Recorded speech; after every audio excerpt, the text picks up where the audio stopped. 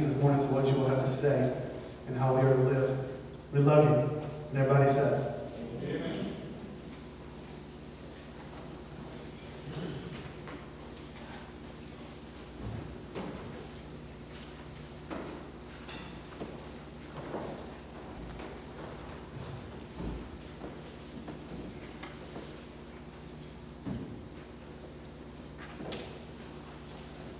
I want to thank you for inviting me to talk to you this morning. I'm sure the burning question in your mind is, why did I climb that tree? And I will answer, because I'm a man. Us men, if there's a mountain, we got to climb it. If there's something to be done, we want to do it. I'm a man. There was a tree to climb, a challenge, and so for the excitement and the danger and the view, okay, if you're not buying it, would you believe? Because I'm short and I couldn't see anything. After I shouted down in front enough times and I still couldn't see, I decided to get a new vantage point up a tree. You know what they say about us short people? You got to hand it to short people because they can't reach it. That's me. So I became the world's most famous tree climber, all because I was the man who didn't measure up. You can read my story in the New Testament. My story is found in Luke chapter 19. And we start in verses 1 through 3. Jesus entered and passed through Jericho. Now behold, there was a man named Zacchaeus. That's me. Who was a chief tax collector. Notice I wasn't just a tax collector, but I was chief tax collector. And he was rich. That's me. And he sought to see who Jesus was, but he could not because of the crowd, for he was, quite frankly, of short stature. I know I don't look that short up here, but I do have lifts in my shoes, and I'm standing on a milk crate back here. Verse 4, he ran ahead, climbed up into a sycamore tree to see him, for he was going to pass that way. And when Jesus came to the place, he looked up and saw him and said to him, Zacchaeus, make haste and come down, for I must stay at your house. Verse 6, so he made haste, and he came down and received him joyfully. But when they saw it, they all murmured, saying, he has gone to be a guest with a man who is a sinner. Verse 8. Here we get to my story. Zacchaeus stood and said to the Lord, Lord, look, I give half my goods to the poor, and if I have taken anything from anyone by false accusation, I restore fourfold. Jesus said in verse 9, today salvation has come to this house, because he is also a son of Abraham.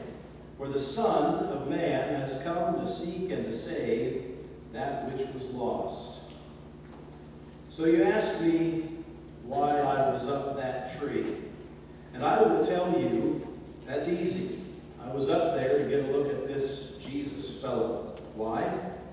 I had heard one of his followers, one of his closest friends actually, I called him Levi, you might call him Matthew. He was a tax collector like me. He actually worked for me, but he left the job, not because of me, but because of this Jesus fellow he kept on trying to tell me about. So I wanted to see this man, but just as Jesus was coming into my town is Jericho. Maybe you've heard of it.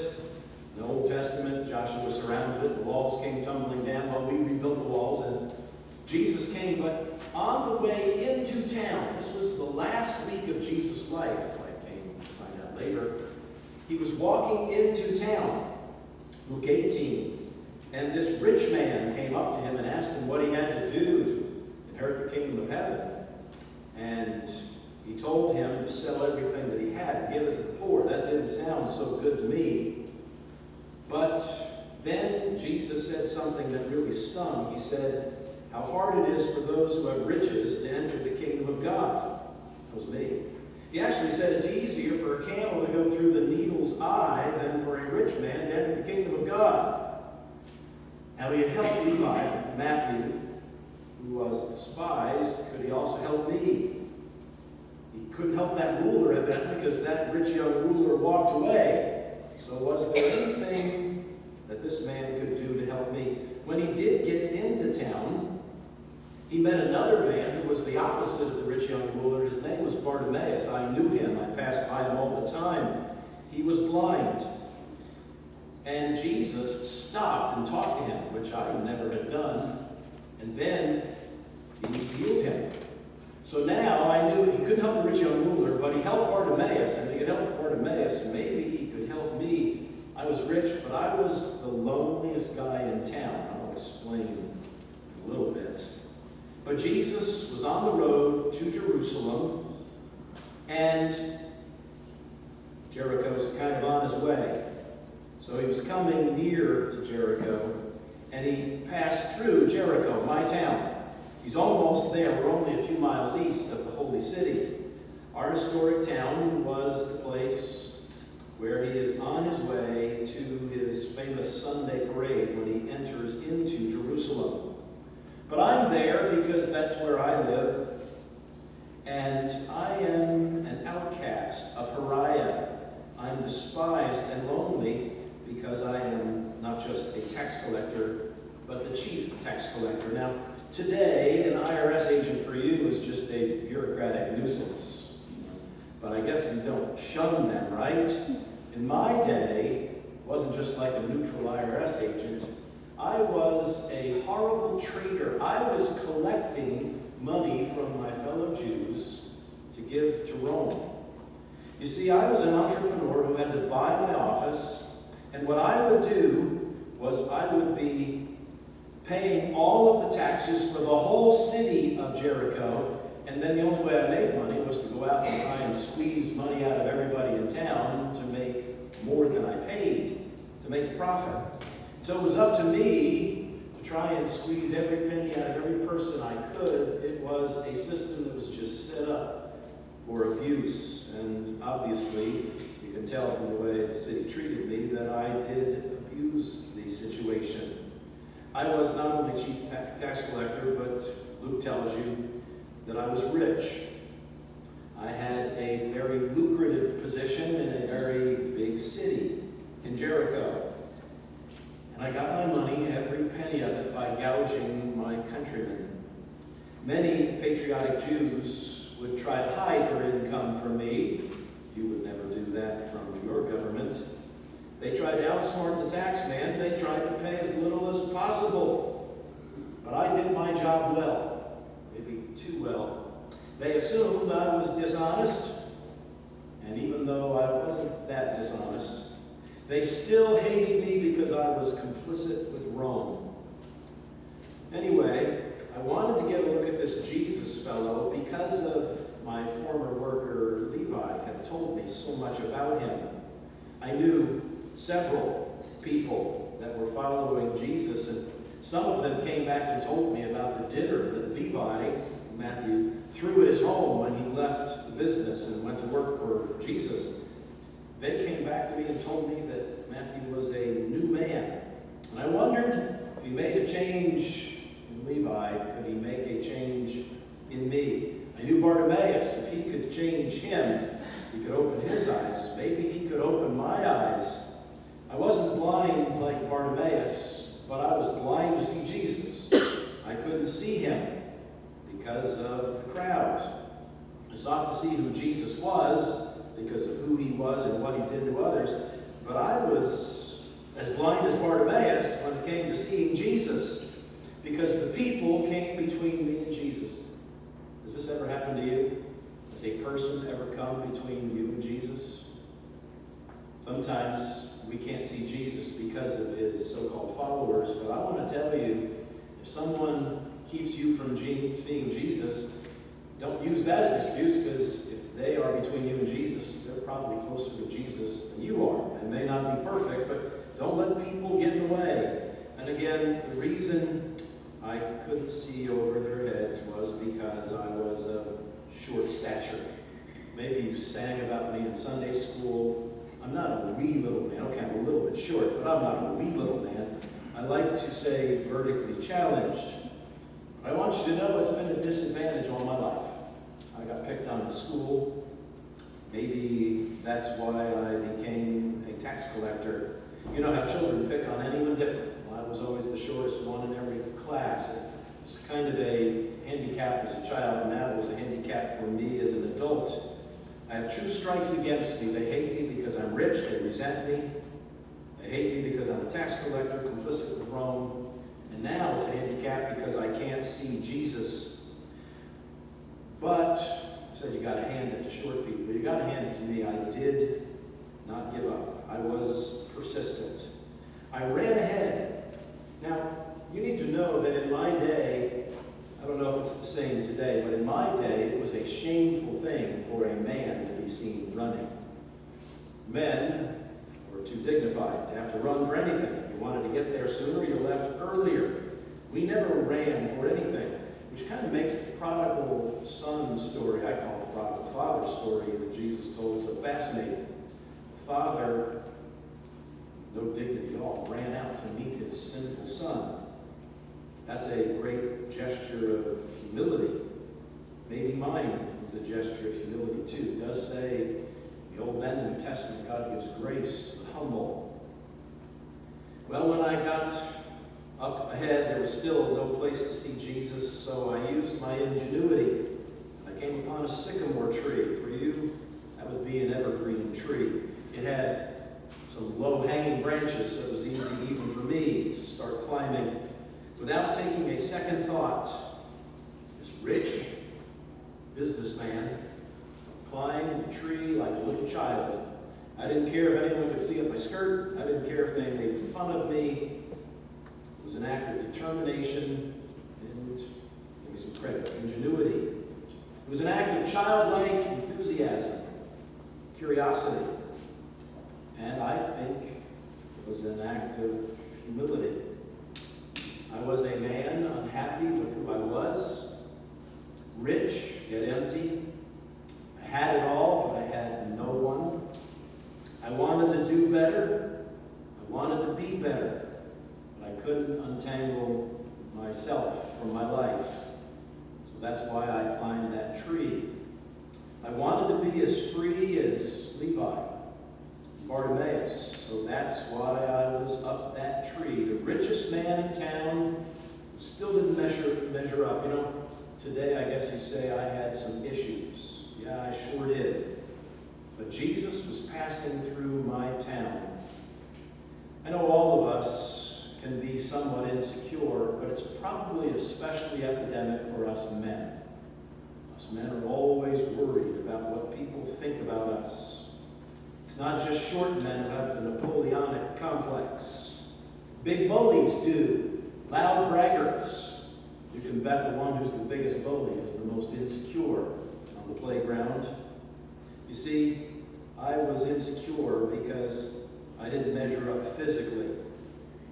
It's obvious, looking at me, that I felt that I didn't measure up. But what really hurt was more than just my physical stature. You see, I didn't measure up socially. I was short, but if I had friends, it wouldn't have mattered. I was at the back of the crowd for a reason. Men, if we could be honest for a moment, we are insecure, but we should find our security in something else other than our masculinity, our height, our bank balance, our job. Dads, you need to know that your sons are insecure. And they want mommy to look at their drawing, and they want you to cheer their home run. They want you basically to say what God the Father said to God the Son when he spoke to him for the first time in 30 years at his baptism. God the Father spoke from heaven and said, "This is my beloved Son, in whom I'm well pleased." You know what God the Father said to his Son? "This is my Son. I love you, and I'm proud of you." That's what your son aches to hear. Maybe you are here today for the same reason. Maybe you're not as short as I am. Maybe you've recognized your shortcomings, though. and you've humbled yourself. You've run here to church for a glimpse of a man, not this man behind the pulpit. Maybe you've heard the tales of changed lives and wonder, could Jesus change mine? I've got good news for you. Jesus is passing by in Troy, too. Come to the right place. Hopefully, you don't have to strain to see him over the people. Maybe you not only have to see him between us, but maybe you could even see him in us, where you are in a room filled with people whose lives have been changed by Jesus. Why was I up in the tree? Well, to see Jesus, but because I fell short in many ways. But you might think, Zacchaeus, what did you see while you were up in that tree? And I can tell you that's pretty easy. I could see Jesus from an angle nobody else could. I could see the part in his hair. I could see the crowds pushing around him in a way that nobody else could. He was passing right beneath me. I had a great view. It was easy to pick him out from all those people. He was certainly the center of attention. So I could see what he looked like. He recognized Bartimaeus. I was sure that he picked out Matthew, former tax collector from the crowd. Jesus had that look. I could see Bartimaeus in the crowd. I could see Matthew in the crowd. I got what I came for. I saw Jesus, at least the top of his head. But deep inside of me, I really wanted more. I wasn't just curious to see what this man looked like. I wasn't really even aware of it at the moment. But my desire was much more profound, much deeper than just to see what he looked like.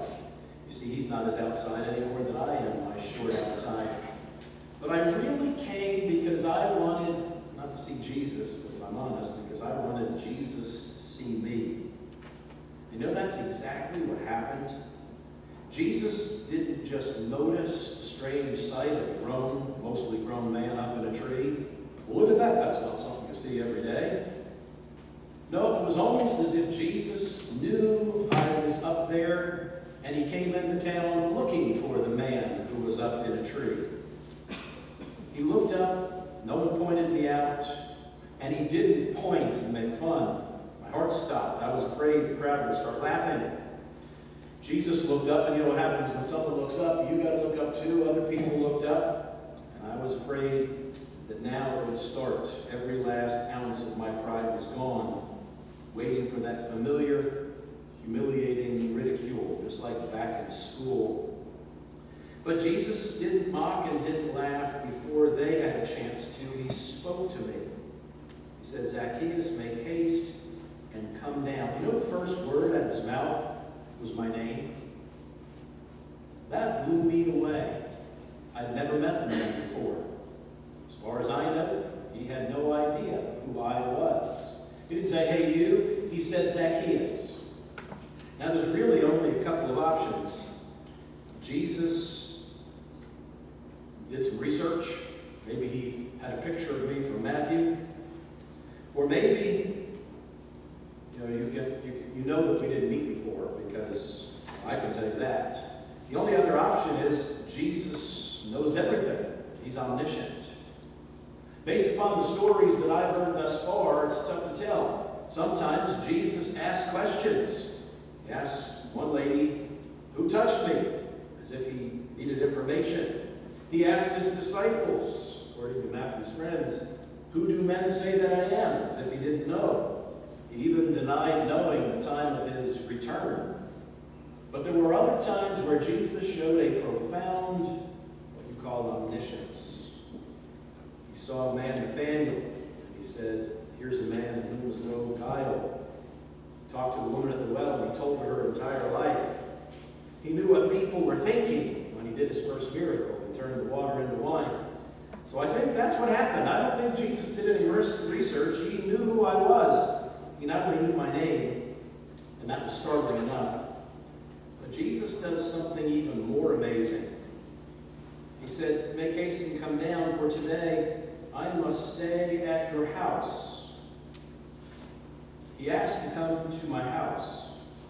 You should know that no self-respecting Jew in 20 years has been in my house. They wouldn't darken the door of this traitor, this cheat.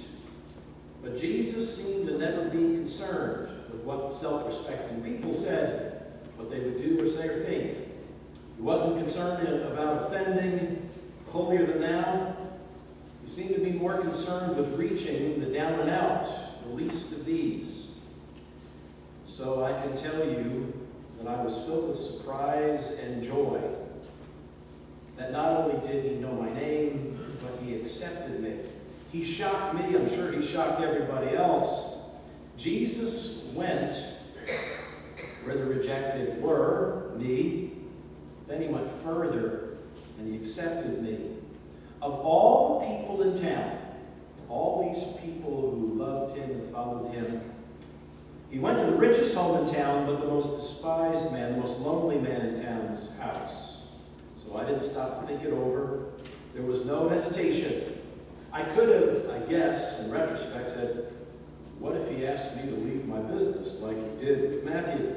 What if he asked me to give it all away like he did to that rich man right outside of town? But I didn't have time for that. God had been working in my heart, and I responded instantly, willingly, open to whatever, like I would encourage you to do to Jesus.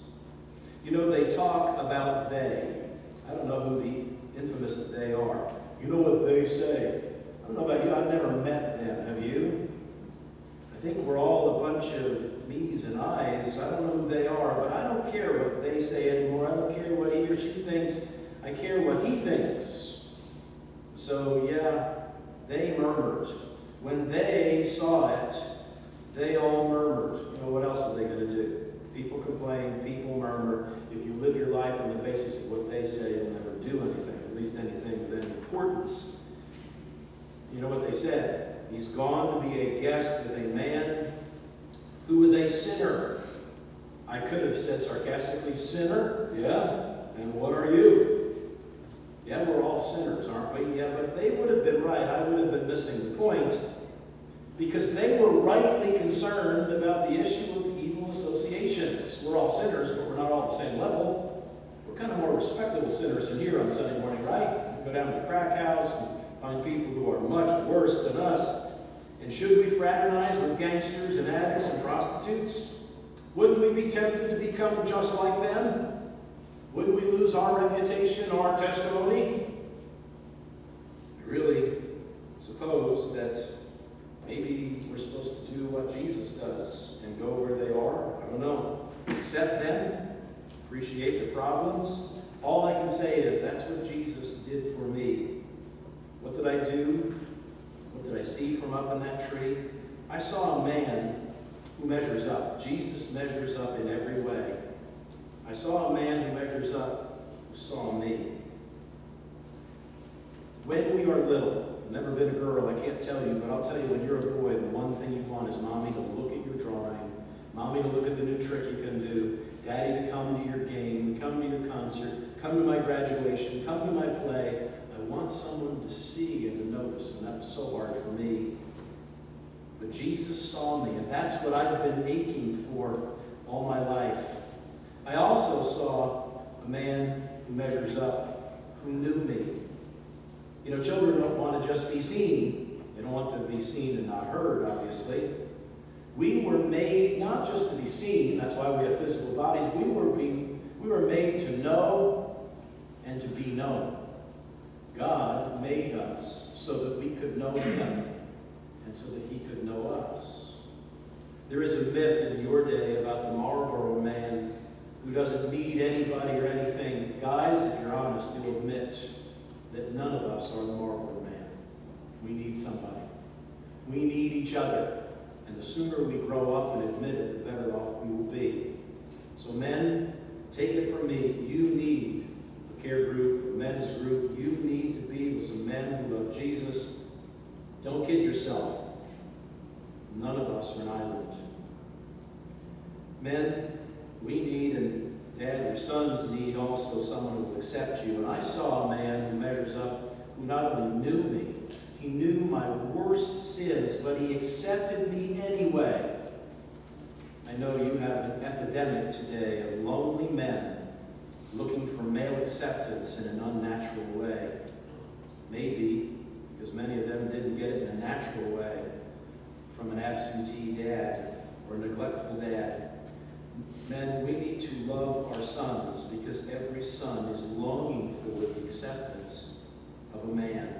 And I want you to know that I finally found it as a middle-aged man up a tree because Jesus came by not just so that I could see him, but so that I could see him seeing me. You have met a man this morning who was changed by the presence of Jesus, who calls each of us, not only me, by name. You might also want to ask me not only what I saw up in that tree, but what did I do? Here's the most important question. What do you do when you come down from that tree? You can't stay up the tree all your life. So what I did then, well actually, it wasn't quite then. You read in verse 8, then Zacchaeus stood and said to the Lord, and you might assume that it's right there at the bottom of the tree in the middle of that crowd. Zacchaeus stood and said, look, given half my goods to the poor. So you might think that I am defending myself. They said he's going with a sinner. So I want to get down and say, I'm not a sinner. No, I give half my goods to the poor. I've taken anything, and I'm defending myself. That's not what's actually going on here. Actually, I hadn't been doing any of that. I decided to do that later when he came to dinner. So it says Zacchaeus stood. That's because I've been sitting down. This is later at the table. I'm sitting at the table with Jesus, and after Jesus has spoken to me and graced my home with his presence, I was a changed man. So I stood up, and it was then that I said, look, Lord, I give half my goods to the poor. Remember the rich young ruler in Luke chapter 18? Jesus asked him to give it all away. I struck a preemptive strike and said, here, I'll give away 50%, hoping that Jesus would take that. Did Jesus say, that's good? Did he do it? Well, yeah, I did it. I wasn't just talking big. But then I went beyond that. I said, I give half my goods to the poor, that's one thing. But I also, if I've taken anything from anyone by fault, if I have taken anything more than was my due, I will restore fourfold. Now, I know this is not what you were hoping for. Look, I know you're asking for the sinner's prayer. You want me to say, Lord, be gracious to me, a sinner. Jesus, come into my heart. I believe you died on the cross. Look, Jesus hadn't died on the cross yet. So, it doesn't say I repented. Doesn't even say I prayed. I know it's not even a really good apology because I said, if I have taken anything, rather than saying, I'm sorry, I was wrong, please forgive me. I know that many of their eyes were rolling and many of your eyes might be rolling. Maybe this is just some grand gesture for public consumption. Is it enough? You're probably asking, did I really mean it? That's what they were asking. Doesn't this represent some kind of salvation by works? Theologically, you've got a point. I want you to know I was giving more than I was required to. Leviticus 5:16 requires if you steal anything, you repay it. You don't go to jail and get free room and board. You repay it, and you give a 20% benefit. I wasn't giving you 20%, I was giving you 400%. So, I know that's not enough for you because good works never can undo bad works. And so I guess you, like them, are ready to send me to hell. You are awaiting the judge's verdict. Well, let me tell you what the judge said. Jesus said to, not them, Jesus said to me. This is what Jesus said. What did Jesus think of my grand gesture? He said, today, salvation has come to this house. And I know what you're thinking, Jesus, are you sure you know what you're doing? He didn't even pray. He didn't ask Jesus into his heart. Evidently, the camel just passed through an eagle's eye because salvation came to my house. Jesus doesn't say that my charity, my restitution is a way to salvation. I think what he's saying is that my outward evidences give evidence to the fact that inwardly a transformation has already taken place. Because then he turned from me to say to them, because he, pointing at me, also is a son of Abraham. So he assures me, salvation has come. There's been a change in you, young man. And then he turned to them, and he told them that I was a true son of Abraham. Jesus not only told me to my face, he talked to them about me. Now certainly, Jesus addressed the skeptical crowd, and he said in this context, have you ever heard these words of Jesus before? For the Son of Man has come to seek and to save that which was lost. The ones who wondered what he was doing in my house in the first place, the ones who were hating on me. Jesus is saying, don't you see what a wonderful miracle is taking place here? That's what it's all about. It's all about changed lives. Matthew's life has been changed. Bartimaeus' life has been changed, not just because he can see. And Zacchaeus' life has been changed. Yes, I was lost. Maybe, okay, this is just my theory, but hear me out. Maybe Matthew needed to hear this. Think about it for a moment. Matthew never tells this story in his gospel. It's only in Luke's gospel. Matthew doesn't tell it. He's pretty comprehensive. Why does he record my story? Maybe because he knew me too well. Had a lot in common with him. He was instrumental in my conversion, but maybe he was the one who was most offended by Jesus accepting me. Jesus, no. Okay, me, but not Zacchaeus. Human nature being what it is, maybe he was resentful or jealous.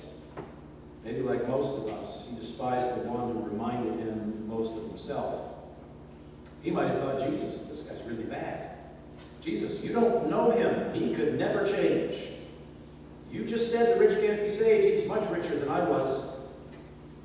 Maybe Matthew wasn't. I don't know, but somebody was, because Jesus said to them and to us, hey, look, don't get worked up. When I do something great in and for somebody else, don't you let them put you off. Don't let them offend you because you are offended by what they were. Because look, none of you were perfect. What do you think others thought when I did a work in your life? Jesus might be saying to them, if I hesitated to take sinners into my family, then where would you be? So, did I climb up that tree for nothing? No, actually, the reason I went up there and when I came down, what I did was, I'm going to measure up by giving my life to Jesus.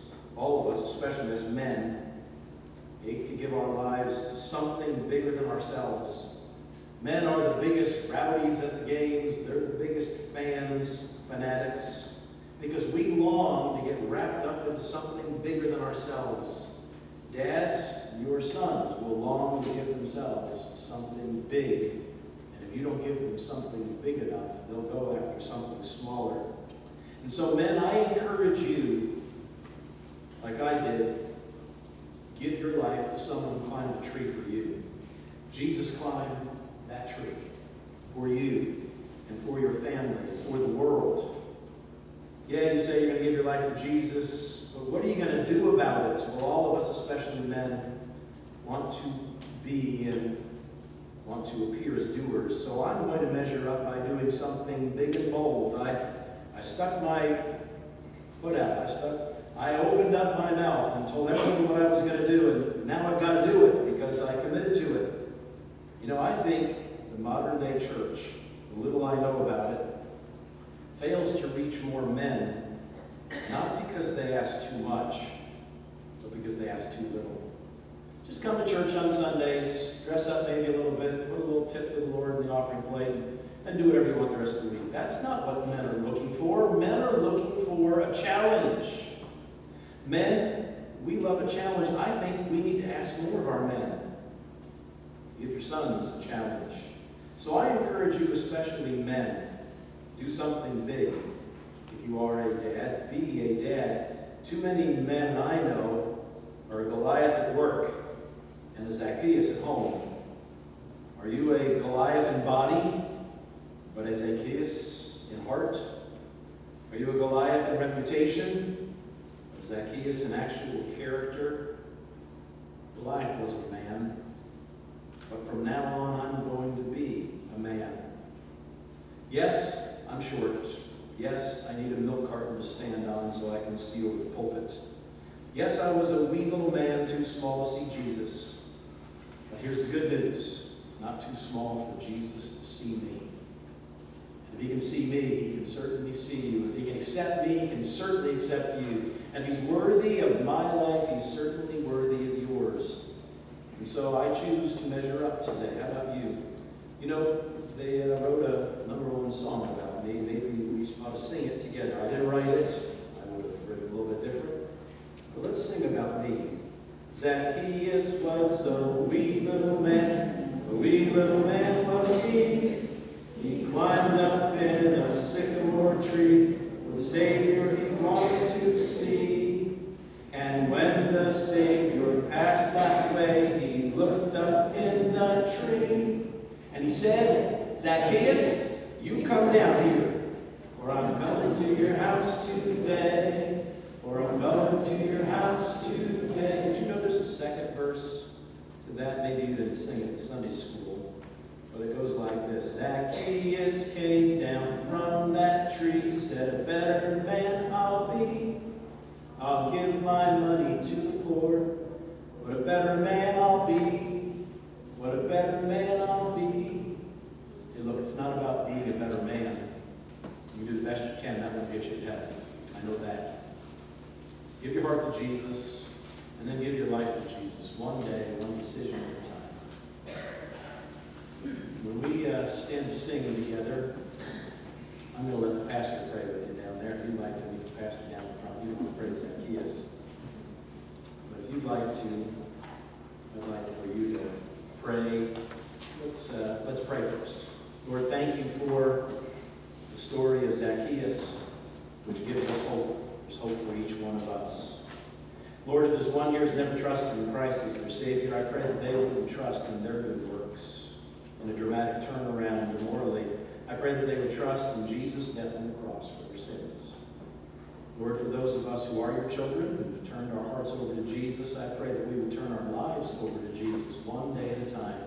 Lord, if there's something we're holding back from you, half of what we have, Lord, help us to give it all to you. Lord, I pray especially for the men today. Lord, challenge us to be a man of God. In Christ's name we pray.